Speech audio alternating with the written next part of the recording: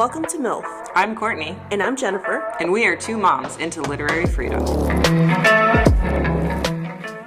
Okay. Did you start? Yeah. Oh, okay. How about, I'm looking stuff up. no. I think we just, okay. Hold on. Let me think of the verb or the adjective. You've been Jimmy Kimmeled. Is that a... That's a new word for being canceled? Is that an adverb? I have no idea. I was thinking adjective. I always have to look them up because I forget. I know nouns. That's like where I'm strong on nouns. Person, place, or thing. And after that, I forgot all of them. Okay, what is cataclysmic? Shut this. Okay. All right, here's how we start. Hey, Jennifer, which cataclysmic event do you want to start with today? Okay, so you gave me context clues. Yeah. Let's start off with the government shutdown. Yes, that's quite cataclysmic. I know a verb is, this and that, and verb is doing. Adjectives. Doing. One is an action word. One, Listen, you don't have to know these things. But I can tell you which is which. To read books. No. You can use context clues. Exactly. 9 times out of 10. Like in the book that we're going to cover today, called Yolk. It is a YA book, and it has so much, like, YA language. Gen Z, I think, right? Is that the... When did it come out? I haven't read Yolk yet, so... I don't know. Let's look it up. But let me just give you the author real quick. Cloud... Because I got it on the Cloud Library app. Where you give me, like, one of the slangs, and I have to guess it and see if I get it right. I should. Oh, that's a good idea. So see how hip I am. Yeah. I should have been like, I bet Jennifer knows all these, but it was written by Mary HK.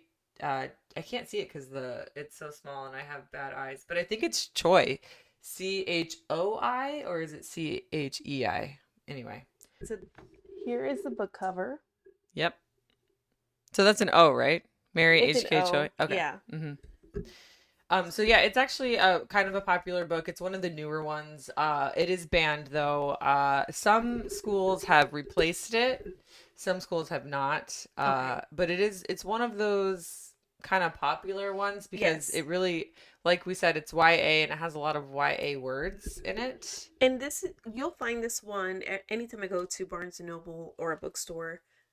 This book will be there. Really? Yeah, every time. So it's about two Korean sisters, and the culture, you kind of learn, if you don't know anything about like the Korean culture, it definitely gives you a very very cool, like, I don't know, firsthand look into like a Korean family. Okay. And it's, I know not every Korean family is going to be like this, but there is like the big sister, little sister relationship, which I do think is a really huge part of their culture. Is like, well, I'm older than you, so you have to do everything I say, right? And I feel like I would find similarities with that because I feel like that's really big in Hispanic cultures too. Yeah, for sure. It's big in a lot of cultures. But this one, it's more like, I'm older than you, therefore I have more wisdom than you, so you have to treat me like your elder kind of thing. Right. And so like the older sister always abuses that with her little sister. Yeah. Well, in Hispanic cultures, and again, not every family is the same, but the older sister is essentially like a second mother. Yes. That's it's very common, while mom goes to work, the eldest is like in charge of the house. For sure. Yeah. So. But yeah, this book is written like, it's a YA. And you said it's pretty popular, but you said, either people love it or hate it. That's what I've seen reviews, like mixed reviews of just like people who read it just for enjoyment, not because it's been banned or anything. Right. They either love it or didn't feel it. No, I'm someone who generally doesn't like YA. I love YA. I don't, like some of it is just like, if it's like YA romance, I'm just like, yeah, we get it. You guys like each other. This is about, maybe because this is about sisters, right? It's different, but I love this book, and this is coming from someone who typically doesn't like YA. Even with all of like the references that were just completely lost on me. So I'm going to read a paragraph and you're going to tell me if you understand or know any of these people. Okay. Let's see. Because another thing is like, it's based in New York City. So a lot of it is like, if you don't know New York City, you're going to be like, okay, and again, moving when was on. This published? I don't know. We didn't look it up. Okay. Because I know like newer people, my daughter will mention someone. I'm like, who is that? I have no idea. Okay. Well, one of these I know. At least one. Okay. All right. New York's never been for lightweights. It takes a tax. Eloise was chill. Eloise is the kids show, right? I think so. And that was in whatever. Yeah. Eloise is chill if you related to a 6-year-old asshole living at the plaza. Okay, That's what Eloise is. Okay. All right. So there's a reference number one. But that was never the romance for me. Give me the Hotel Chelsea any day. Growing up, I'd moon over Tumblr pictures of Debbie Harry, Patti Smith, Basquiat, Dang Goodman, Anna Sui, Madonna. Hey. I know Madonna. Hanging out like it was no big deal. Diane Arbus's Haunted Children, Tavi, a literal child, front row at New York Fashion Week on her own merit, Max Fish, Lafayette Street. The co-founder of Opening Ceremony was a Korean girl, Carol Lim. And then Chloe Sevigny, plucked from Soho retail to star in the movie Kids. Lady Gaga, Nicki Minaj. Okay, Lady Gaga. Chalamet. I know Timothy. All going to the same fucking high school. That's the energy of New York. Okay, so she's like describing the energy of New York. All right. And how much she loves it. I got like 20% of that. Yeah. Some of the beginning, I thought I knew who these people were. And I thought she was making a reference to like a kids show that was popular on Disney. Eloise. No, not that one. Oh my God. What was it? The twins that lived in the hotel. Oh yeah. What are those? And I thought that's what, but I don't think it is. Could be wrong. Yeah, I don't think it is. But yeah. Anyway, it's it's a really cool book.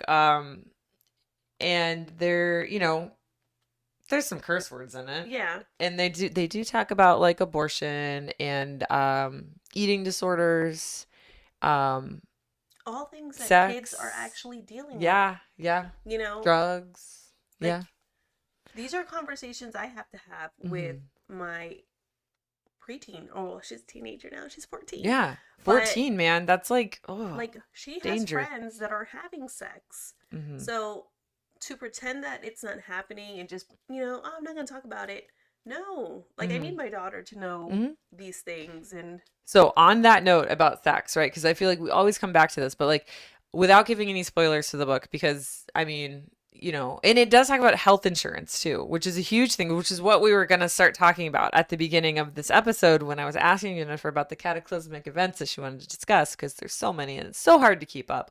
One of them being the government shutdown, which does relate to this book because it's about health insurance, right? Yes, which is the premise of this government shutdown, right? Are we jumping into that one right now? Or are we going back to the book? I think we can talk about how it relates to the book. So basically in the book, you find out pretty early on that the older sister has ovarian cancer. Ooh. And she doesn't have health insurance anymore because she was fired from her job. And so she pretends to be her younger sister.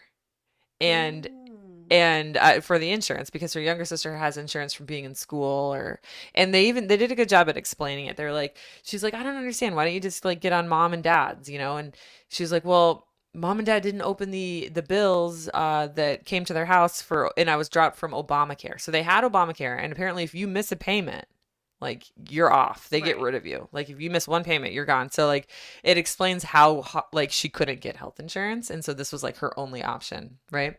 Okay. And so the sister finds out about that. Jane and June are the names of the sisters. So Jane finds out and is like really upset, but she also loves her older sister June. And it's like their relation, they were sort of estranged for a while because they're very different people. But the book is all about them kind of like coming back and reconnecting and like just this loving sisterly bond. There are lots of sister fights. So when I say loving, you know what I mean. Which is normal, right? Yeah. That's like normal. Yeah. And can I just say on the insurance thing, that is so frustrating that you could only like enroll into insurance like at this like it's a small ass window of time. And then if you can get cut for just about anything. Yeah. And then you're just kind of screwed. Yeah. And so it's not good to begin with. Now, let's add another complicated layer on top of that with the government shutdown, which is basically the Democrats were like, you cannot do this to millions of Americans' health insurance. So I think the word they used was like the low-income Americans, their premiums were going to double, I heard. Almost more than double. Yeah. And so Democrats were like, no, you can't do this to the millions of Americans. This is most of America is low income. Like this is just the reality, right? And so as a result, the Republicans were like, no, we're not going to do anything about it. So no one could agree on anything. No one got anywhere near agreeing to anything, right? Which is why the government got shut down. But if you hear the White House spin it, the Democrats shut down the government because they want to give insurance to illegals. And that's just a lie. That's not what it is. You know, I mean, unless being poor is illegal now, which to them it might be. And we're all illegals now. That's the road. That is the road that we're going down. Yeah. Because it is not about giving undocumented people insurance. Although I'm all for that. Yeah. Because we all should have health insurance. Like, why not? If I agree. Have money to spend, which we do, billions to give to ICE or Argentina. We gave $20 billion to Argentina and to Israel. If we have all that money, why not give it for good things like health insurance for everyone? Exactly. Like right. If you see someone in pain, why deny them help? Like that's just why, if someone has cancer, like why take away like all of their money, just so that they can have that cancer treated? Like cancer should not be a financial thing. Like all of the, cancer and a million other things. Like if you have it, you get treated for it, you don't have to pay for it. Right. And we're not going to find a cure for it because we also cut funding for cancer. But the point is this government shutdown is not because of what the White House is saying, because the Democrats want to give health insurance to, quote, illegals, even though we do want to give health insurance to illegals. I don't care. Yeah. Health insurance for everyone. But just the lies that are coming out of the White House right now are just disgusting. Yeah. It's propaganda. And I mean, I'm seeing more people, like I said, I keep saying this, I'm seeing more people wake up and like start to remove like their pro-Trump stuff off their cars and things like that. But will they still vote for him? That's the question. Because I have a feeling he's going to run again. What the fuck? No, first of all, no. Like they would. They're not. I can't. They can't because I mean, I guess they could. They just might not be as like vocal about it. But why? Know he's dumb. But these are people that are like the Constitution, America, and it's like racism wins. I know. Look. Moving on to like a little bit of a different subject, but similar. Look at how upset they are over Bad Bunny headlining the Super Bowl show. Yeah, that is. Okay, they are. Did they say they were sending ICE agents? Yes. No, they said they want Bad Bunny to be deported. Oh my god. Because, do you know where Bad Bunny's from? No. He's Puerto Rican. Oh, so he's. But were they going to deport him to Puerto Rico? Which is colonized by us. Right. They are U.S. citizens. They have U.S. passports. Oh my god. Like, it's so ridiculous. And previous Super Bowl concerts or shows have been done by people who aren't U.S. citizens. And they did not freak out this way for them. Yeah. Very... Yeah, I saw that. Name one of them that wasn't a U.S. Rihanna. Where's she from? Barbados. Oh. Name another one. Caribbean island. U2, right? Oh yeah, because they're British. Yeah. Yeah. There was another. I mean, there's a few. There's like 6 of them. Yeah, I saw that, Shakira. And I didn't know. Well, Shakira. Yeah, a few of them. I was like, wait, is this like a joke post? Because some of these, I had no idea. Like I didn't. And yeah, no one cares. It's just, it's so stupid and embarrassing. Like that at this point we just have to laugh about it. Otherwise we'll cry because. I don't know. There are literal things happening that I do just want to cry about, like what happened in Chicago yesterday. Did you hear about that? At the apartment complex? Yeah. Yes, that is something. On the South Shore or something? It's like a low-income neighborhood, right? They were woken up at like 12 a.m. Yeah. And the doors were broken down by ICE agents, which is so illegal on so many levels. Right. And they went in and they zip-tied children and mothers and families, and some of them didn't even have clothes. Yeah. They were in nightgowns. I mean, they're in bed. Yeah. That's terrifying. Yeah. And here's the thing. It wasn't just like they had a certain house that they were going to or apartment. They emptied out the whole apartment and they checked everyone. And if you had a warrant, regardless of whether you were a U.S. citizen or not, if you had a warrant for anything, you were going to jail. If you had a warrant for like missing a court date, right? Like for a traffic violation, right? Like me as a U.S. citizen, but I had a warrant because I didn't show up to court or something. I'm going to jail that day. Well, even so, if they didn't have warrants, were they okay? So they were held for 3 to 4 hours in the middle of the night. These are people who had to go to work the next day. I think that even if they didn't have a warrant and they were, quote, illegal, they're gone. Oh, yeah. No, if you were here illegally, I'm sure. That's what I'm saying. I'm sure that those people are gone. Taken. Yeah. But, like, let's say, like, as a U.S. citizen, and again, it's horrible that they would do that to someone who is undocumented. But in the context of maybe it'll bother you more because you're hearing it's happening to a U.S. citizen. That's why I'm phrasing it this way. U.S. citizens were also taken out of their homes and detained from midnight to 3 a.m., including children, and not allowed to go back into their homes. Yeah. I hope that we see lawsuits from this, and that would require like the ACLU stepping in to help, because this is, like you said, a very low income neighborhood where, like, I mean, if this happened to me and I'm not low income, I wouldn't know what to do. Do I go get a lawyer and like sue? Like, I think that, you know, people have lives and jobs and they have to protect their family. So it's like litigation is like the furthest thing from their mind. But like, that's one of the things that we could do is just start suing. Yeah. For our rights. That is what needs to happen. Because it is definitely a violation of our civil rights. Did you see the guy that was like body slammed in front of his car wash? Yes. Yeah, he's suing. 80-year-old man. He's like in his 80s. He got slammed to the floor. He's got like his elbow all messed up. He had like a whole agent sitting on top of him. He has heart conditions. And he was arrested. And I am so glad that he's suing them. I think more people need to sue them. And But also, I don't know what else to do. The video, and we'll try to link these, because if you haven't seen them, I feel like you really do need to see these to see just how horrible people are being treated. There was a lady, she was at an immigration hearing, and her husband got taken.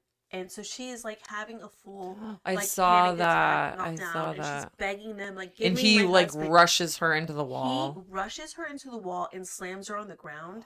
And in front of her kids. He clocks his hand back, like he's gonna hit her, and then like he realizes this man, I am 100% sure, is used to hitting women. Yeah. Because that reaction was so uncalled for. She's literally in distress. She was not being aggressive. She's like, do you know the name of her? Because I commented on several of those videos, and I was like, where is this family's GoFundMe? Because I want to... I'll have to look. I know that my mom was telling me she saw it also, like, on Univision or one of the Hispanic channels or Spanish-speaking channels. And I'm sure, like, that information might be there.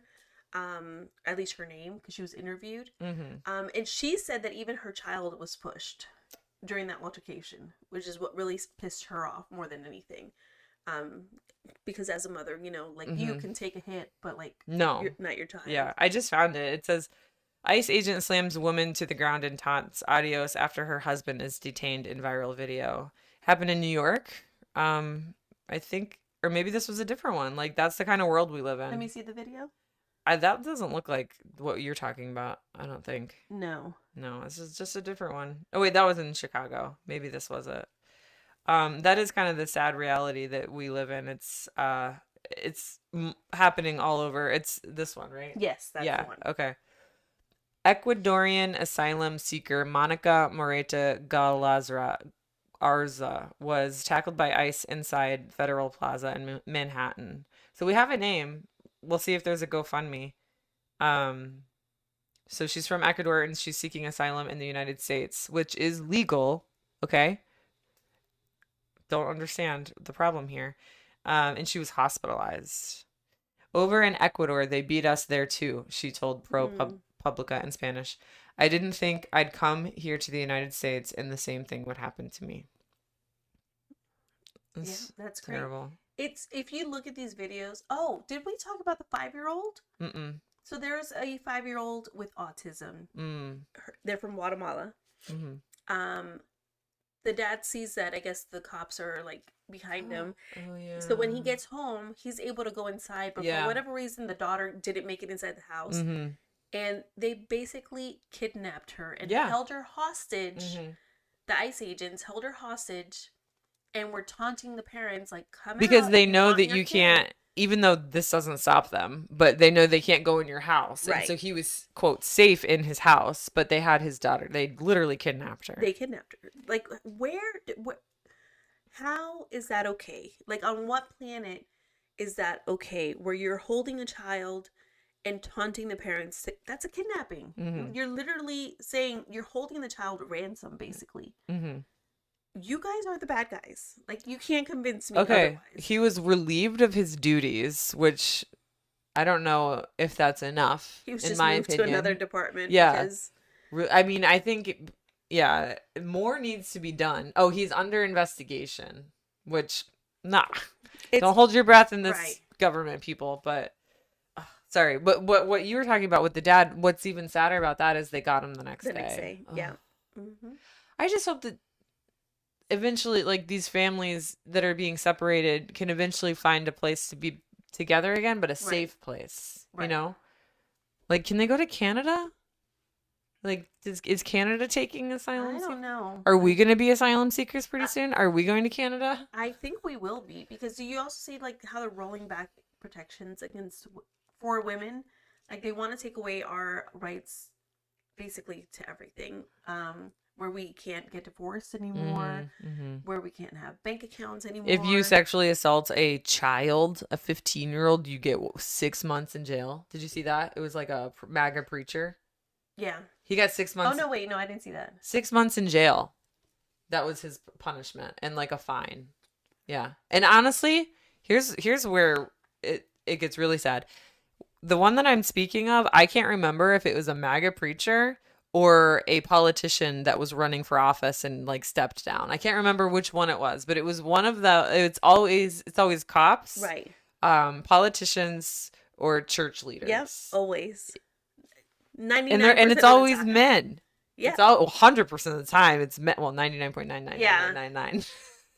But anyway, one of those, I can't remember which one it was, 6 months in jail and like $150,000 fine. Which is nothing to these people. Nothing. Yeah. He could get a fucking GoFundMe to pay the $150K because that's how sick people are. Right. Yeah. 100%. It's disgusting. These are the people who are against pedophiles, supposedly. But they keep protecting them. Release the Epstein files. Let's see who's Did you on see there. Ted Cruz said protection? I was gonna bring that up. Don't attack the pedophiles. He said protect. Actual quote. Yeah, don't attack the pedophiles. So what's funny about that is obviously he misspoke because he was like, what did he say? He was like, don't attack. I don't know. He was saying this. His intent was good. I guess. What was he trying to say that wasn't pedophiles? I don't know, because I think he was trying to say protect the children, and he said protect the pedophiles instead. But I'm like, that's a total Freudian slip right there. I'm like, maybe you listen. I'm not accusing Ted of being a pedophile. I don't know if there are any allegations out there against Teddy, but Teddy knows that the people he works with are pedophiles, and he might be one too. I don't know. But he said, let's stop attacking pedophiles. I think he was trying to protect, the Donald Trump. Man in the White House. Yeah. Or Pete Hegseth. Actually, I don't know. Pete Hegseth is just, in general, a woman abuser. Right. I don't know if he's an alleged child abuser. But at this point, I don't trust anybody. Jennifer has to take care of something. My nose is running. Excuse me. Is it because of the season change? Because we're in October now? That's why I'm wearing I wear this shirt like every day for the month of October. And then in November, I break out the Christmas one because I have a Christmas one too. I think I need to buy more shirts. I need you to make some. I know. I have a few. Well, I keep buying them. I'm too lazy to make them. And I have a bunch of stuff to make shirts with, and I don't. And I have a bunch of stuff to make pottery with, and I don't. Like, we gotta, but we both have jobs. Yeah. Like, can someone just donate just a few $1,000s to us so that we can just like quit our jobs and we can just like, you're investing in our business. We need a sugar daddy for our podcast. We'll send you pictures of our feet. I was just about to say that. But that's it. Don't like feet pics, you know? Don't expect anything else. Listen, depending on how much you send, I'd be willing to. Jennifer's like, speak for yourself, Courtney. Hey. It's got to be a lot, though. Anyway, what were we talking? Should we go back to the book? I don't know. Where were we? Well, let's talk a little bit more about the book because I explained how it relates to healthcare, and there's some definite like racism in there in terms of like you know, how the main character Jane is like attracted to the white culture. So similar to The Bluest Eye by Toni Morrison, who, if you are not familiar with that book, it's about a little black girl who she gets this like white baby doll and she hates it, you know, because it's everything that she's not, and all she wishes is that she had blue eyes, right? And there's a similar theme in this book Yolk, because the main character only dates white guys. Like she's going to school for fashion, and it's like all very like, her older sister June like kind of makes fun of her for being so white, basically. Okay. And I forgot where I was going with that. Or racism. Just like themes in the book. Yeah. So like it talks about like the racist themes and how like in high school she lost her virginity to this like douchebag redneck, because they grew up in Texas before they moved to New York City. And so she basically, and this is what we were talking about earlier, where it's important that, you know, middle schoolers and high schoolers start to read these books, because it will kind of like inform them about what happens when you just have sex with the first guy that shows interest in you. Right. It's never a good thing. Never works out. Right. And all of the books that we've covered have shown that. Yeah. You don't read a book and that we've covered and then say, I'm going to go bone the first person that I meet. Right. That's not how it works. They're usually cautionary tales. Yeah. So this is a cautionary tale. But what's so cool about it is it evolves. Her relationships kind of evolve. And then she meets this nice Asian boy, you know, who grew up in her Texan hometown. And I don't want to spoil it, but you can see where it's going. And there's a scene in the book where she describes like how complete she feels after being in a healthy, loving relationship. It's the first time she's ever experienced it. And like any person who reads this book is going to walk away with a better understanding of what a healthy relationship looks like. And no one that reads this book is going to say, I want to get into a toxic relationship. Right. We still end up doing it, but the book, it's not going to be the book's fault. Right. It's not the book's fault. It's going to be your daddy issues fault. Yeah. The lack of mental health. That too. Yeah. Lack of mental health. I you know, the counselors that were in public schools, if they're still there, you know, they're quitting because it's hard for them, or they're not even getting paid enough, you know, so it's just not there anymore. Yeah, it's tough times. I'm telling you, these books are not going to convince you to go out and hoe around, you know. It's not. No, and even if listen, I'm very frank with my kids. I am not going to tell my kids to be abstinent their whole lives until they're married and all that. Because I don't believe in that. No, that doesn't make sense. If you do, that's cool. You can. I don't think it makes sense, because what if he has a micro penis? Right. There's like a lot of things that can go wrong if you wait till marriage, I think. But I do tell them, you don't have sex because you feel pressured to. Because you feel like other people are doing it, so you need to do it too. Because he's telling you he's going to leave you if you don't have sex with him. Yeah. That is not why you have sex.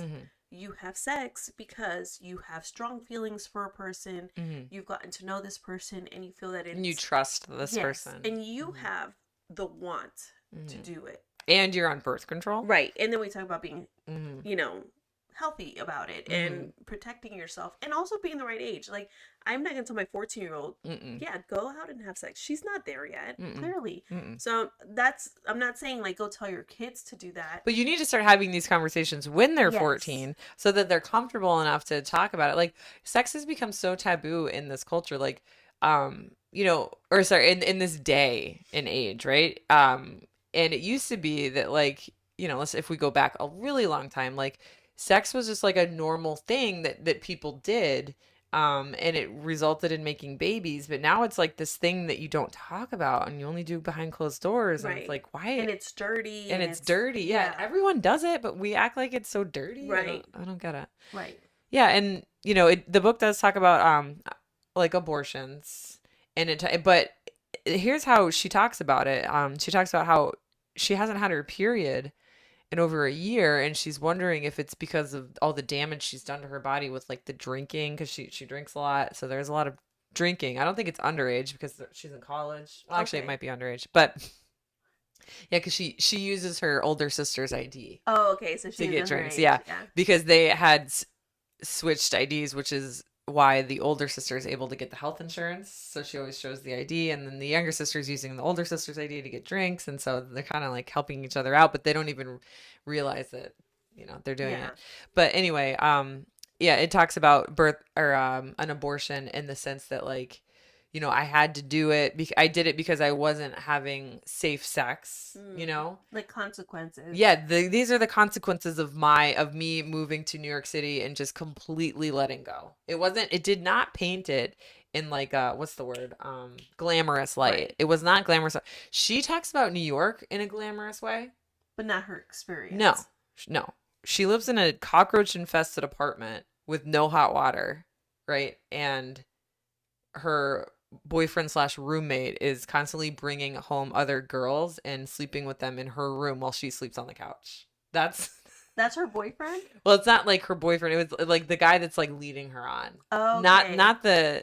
Not the Romeo. There is a Romeo. Yeah. This is the bad boyfriend. This is the bad one. The good one. Yeah. So, I was like, wait a minute. I might have an issue with this book after No. It's good. I promise.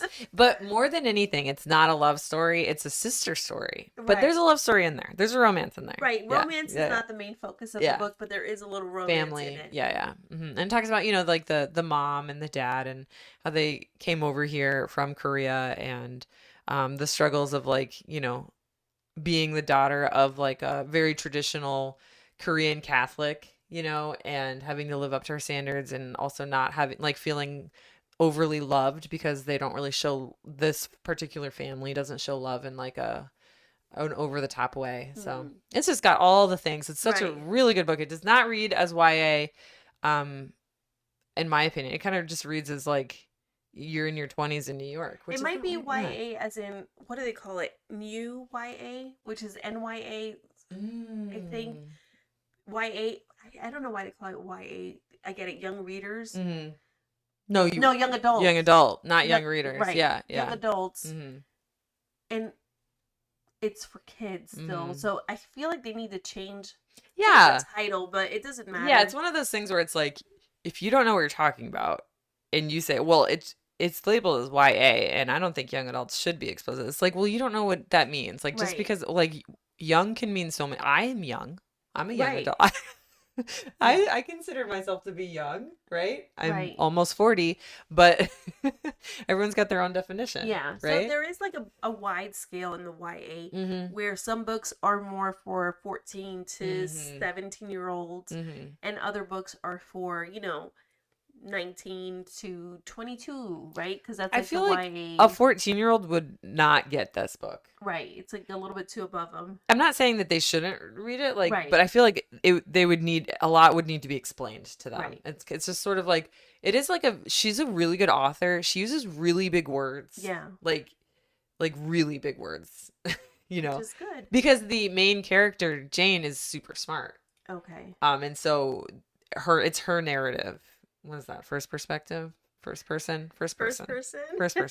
So it's first person, and you could tell she's just really smart. Okay. So. Yeah. So. And it depends on the maturity of said 14, 15-year-old. Yeah. Because, like I said, there's a lot of 14-year-olds out here right now that are having sex and that are doing a lot of things. And they should read this book. They are doing drugs. Yeah, they should. Which is sad, but that's a reality. And they're not reading this book. And if they had, or if they had read other books that we've covered, then honestly, I do think that it would impact. And I know that that's a big statement to make, but I really do think reading books that we cover on this show will not make them go out and do the things that they're reading about. It will have the opposite effect on them. Yeah. If kids are going out and doing these things, it's because of peer pressure from other kids at school and just like social media and things like that, which I'm not even dogging social media because I think the social media has its good qualities too. It's a combination of social media and a parent that's probably just like, And I will tell you, coming from my experience of living in this town, which is very right leaning, it's usually those kids who are doing the worst stuff. And that's just because the parents either refuse to talk to them about things, so they just learn everything from other kids, or the parents are just kind of like sucky parents. Yeah. Yeah. Don't even care what their kids are up to. Because even the parents that are like working like 50 hours a week and like trying to make ends meet to keep food on the table and like the lights on and stuff, like those parents clearly care a lot about their family because they're working so hard to keep their kid fed and clothed and all that. So those parents are going to at least have an idea of like what's going on in their kids' lives and at least do their best. Right. Versus like the rich kids that are just like, and as a teacher, who worked in this district, it was the kids whose parents had a lot of money that were the mean ones, the ones that like needed the attitude check with, and that were taking advantage of other kids and stuff like that. It's the same parents that love to talk about ghetto kids. Ghetto, yeah. They are the same ones who let their kids do all sorts of things, but their kids don't get in trouble because they look like white kids. And so cops aren't pulling them over, and if they are, they're just giving them a warning. They're not asking them to step out and check their cars, because if they did, they would find a lot of drugs in their cars. And I know this, and I'm not saying this for all kids, but I know this to be a fact because my daughter, who's now 24, gave me all the tea all the time on these kids. And then my 18-year-old would tell me, and now my 14-year-old tells me. And so I learned, because they tell me, I have very open dialogue with my kids. Yeah. They tell me. So my 24-year-old now tells me, Mom, you used to be so strict, right? Because like everyone would hang out till parents would let kids come over to their house and party all night, do hard drugs, drink, and they would just turn a blind eye. And so my daughter would be like, can I go to this party? No, you can't go. Yikes. Or and those are the parents that think they're doing the right thing. Yes. Yeesh. Yes.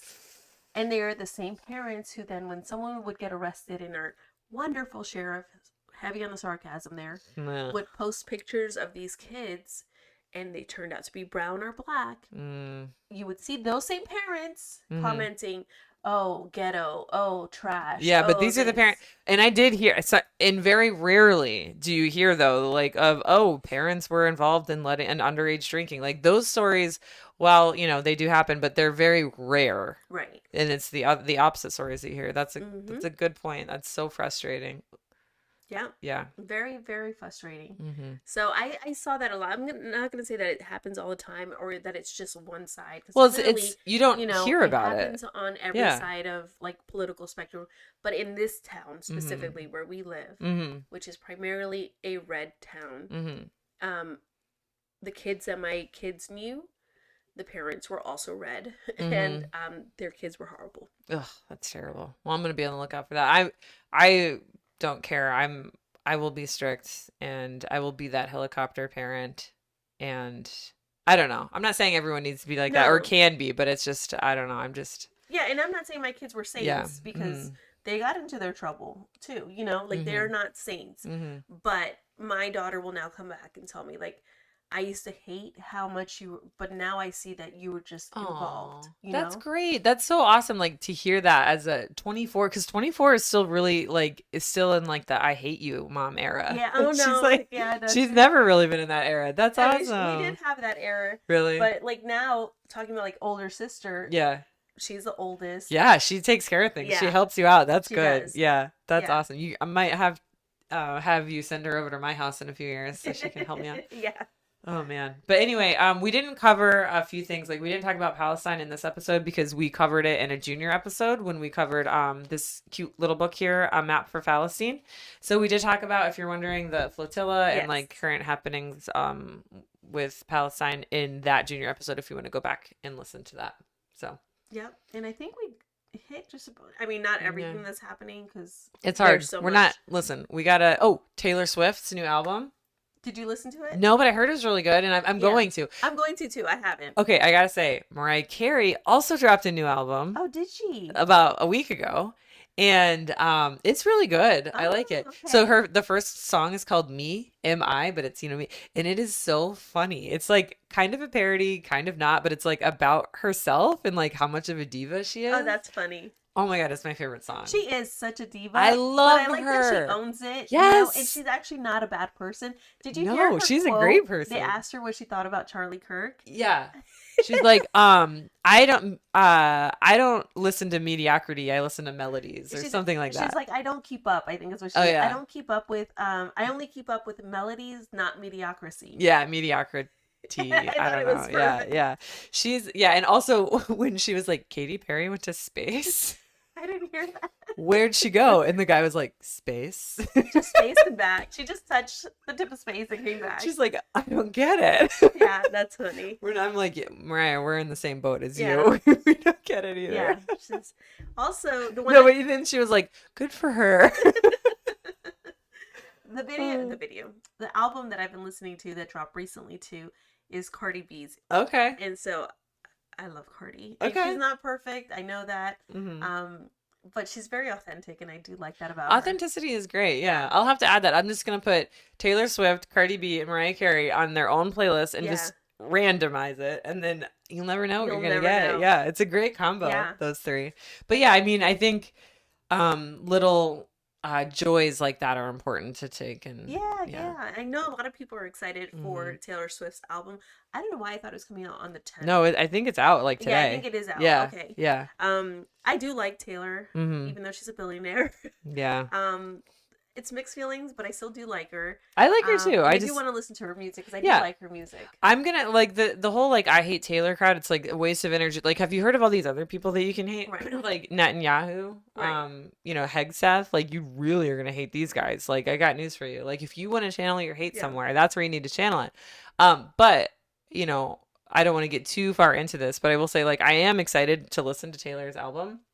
But I'm also excited for the day that she actually uses her platform to make some changes the way that Miss Rachel does. But that's all I'm going to say. I'm still going to listen to her album, and I freaking love her lyrics, and I love her. I still love Mariah Carey more, though. And she also hasn't used her platform either. So she used her platform for Breonna Taylor. She did? Yeah. Okay. And George Floyd. Like that. But then she's been kind of quiet ever since. Yeah. So, but anyway. It's hard, And I'm not saying it's hard. It's not hard. But it's not hard to be Mariah Carey. I want to be Mariah Carey. Not inspired to do it, right. Yeah. And that's why they don't like Bad Bunny, because Bad Bunny has spoken out against. Bad Bunny has put the light on, shone a light on Puerto Rico and put them on the stage. He did a lot for them. He just did 30 concerts and only in Puerto Rico. Amazing. So like the tourism that came in and people were flying to go see him. Yeah. My husband was like, let's go to Puerto Rico. I was like, okay. God. And he was like, never mind, we were broke. Oh, damn it. I was like, because we're dying to see Bad Bunny. Yeah. So, go to the Super Bowl show. Yeah. We'll be watching. And then he live streamed his last concert in Puerto Rico. So I was watching that. Cool. It was on the 20th because it was my daughter's birthday. I'm like, look, you got a concert for your birthday. But he has spoken out about Trump. He is actually not doing a concert in the United States because of ICE. So he's doing the Super Bowl, I think, because it doesn't require, it's not expected for you to show up. It's more like a televised event. Oh, cool. So less risk of ICE. Good for him. That's my understanding. Okay. But well, ICE is still gonna show up. So he's going to other countries, but he does speak out. I think he's in his lyrics too. He makes a point to say things. Okay. And again, and that's another form of activism too. Yeah. I mean, music can be so moving and what's the word? I don't know. Impactful, yeah. Impactful and inspiring to to actually care and to get out and vote, Like if you've got these really popular musicians like Beyonce, who are proving these points, these political points, it's like you're tapping into a whole group of voters, Yeah.